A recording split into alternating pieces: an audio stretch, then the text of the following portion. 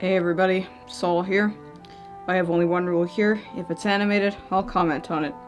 And I'm gonna level with you. I've been doing only action-related stuff for like the past 4 months or something, and frankly, I'm burned out. There's too many thrills, too many chills, too many spills. Seriously, I'm only one man. I can only take so much.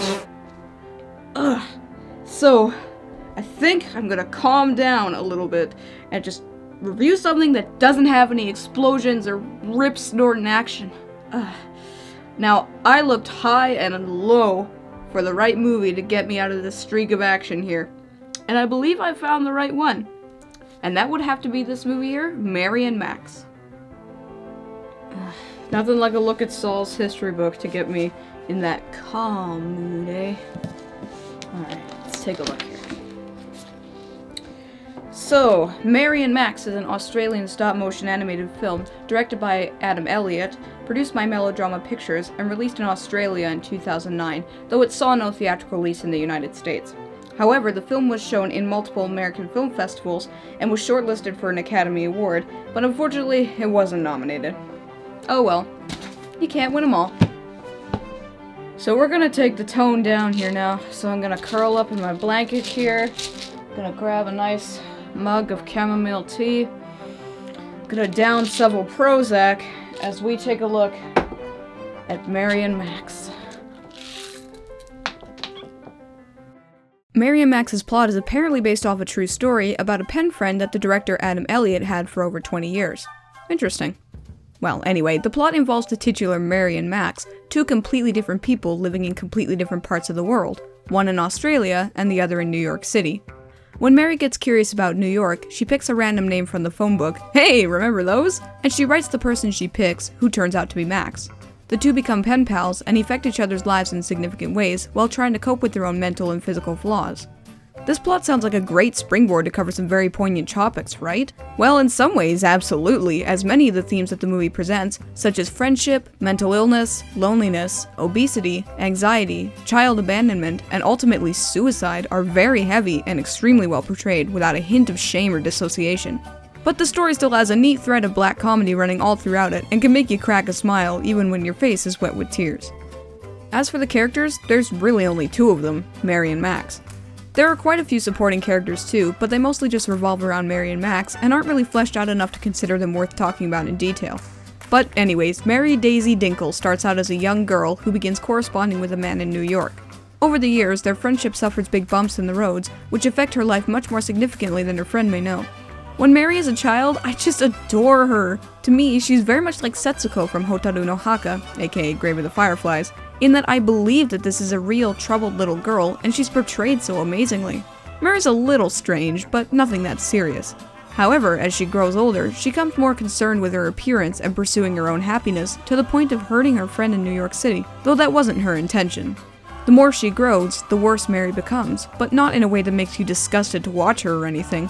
From childhood to adulthood, Mary is a compelling character through and through. Next, there's Max Jerry Horowitz, a man with Shrek ears who lives with his many pets in New York City, just trying to make a life for himself, but's constantly thwarted by his own anxieties, fears, and general misunderstanding of societal norms. He is, as the film depicts him, a sufferer of Asperger's syndrome, which is a form of high-functioning autism that can cause somebody to, well, have anxieties, fears, and a general misunderstanding of societal norms, among other symptoms that are non-universal as well. So sometimes Max does kind of weird things, like obsess over people littering cigarette butts, making odd recipes for food, and completely misunderstanding love and affection. But that's what I love about Max. Max seems to be comfortable just being who he is, even though the world keeps trying to change him and tell him that he's a lesser person because of the way he acts. And as someone who's had to live every single day feeling this way, but for a different reason, I can totally sympathize with the way Max feels, how he expounds his thoughts and emotions, and how he would find solace in connecting with a person he's never met. So, what makes this movie good? Well, let's get this right out of the way and talk about the stop motion.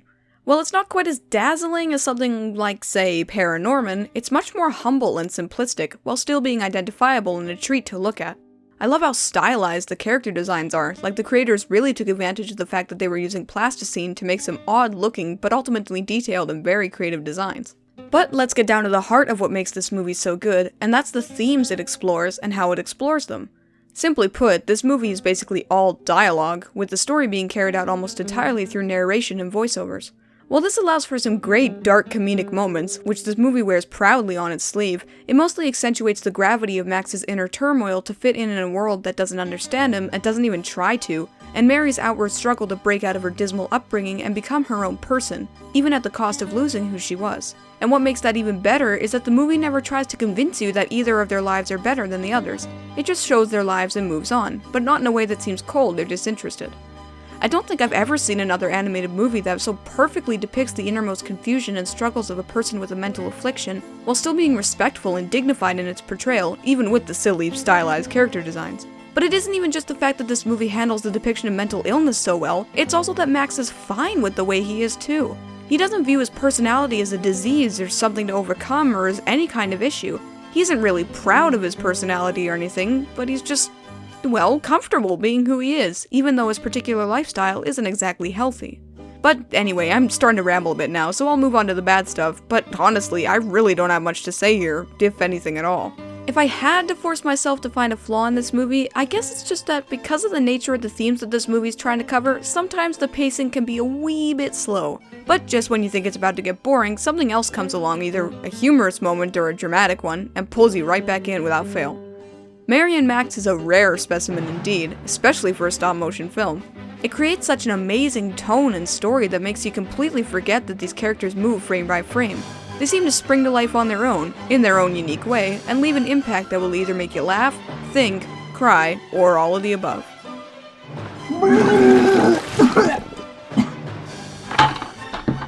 I give Mary and Max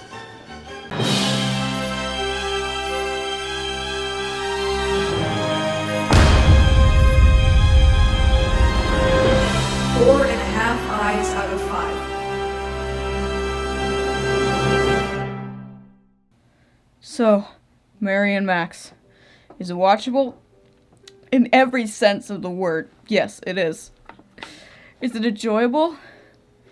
Totally, yeah, it is. Unless you're not a fan of stop-motion animated films or anything that's, just calm and not really actiony or anything like that, then yeah, totally it is. Is it memorable? I'm going to assume most of you haven't even heard of this movie, so no, unless you watch it, then it might be memorable. But I'd have to say that I think I took too many Prozac. I think I might.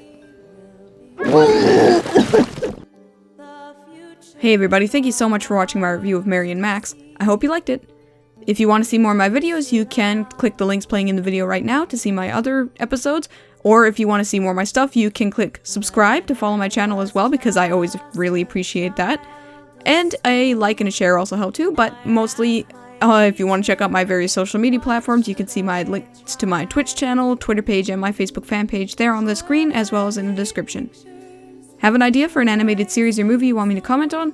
You can leave me a message in the YouTube comments on any one of my social media platforms, or just let me know in any way you can think of to let me know what you want to see, and I will add it to my list. Alright, thanks again for watching everybody, and I will see you next week for a very special episode. The future's not ours.